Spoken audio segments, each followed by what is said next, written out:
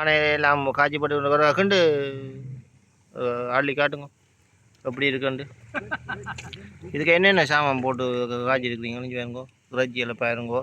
இறைச்சி அந்த இறைச்சி போட்டாக்க என்ன சொல்கிறேன், வெங்காயம், இந்த சரக்கெல்லாம் இறைச்சி போட்டு சும்மா இன்னும் வாசமாக இருக்குது, சூப்பராக இருக்குது பாருங்க. உங்கள் வாழை இலையில் போட்டு சாப்பாடு நடக்குது, சுமையாக தான் இருக்குது. இங்கே வேறுங்கோ, இங்கே ஆறு கீழே ஆறு, நல்ல சூப்பரான இடம்.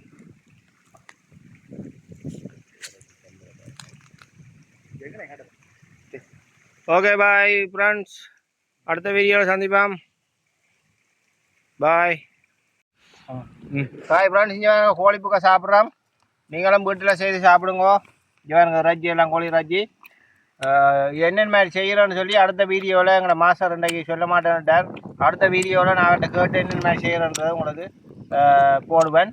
Okay bye.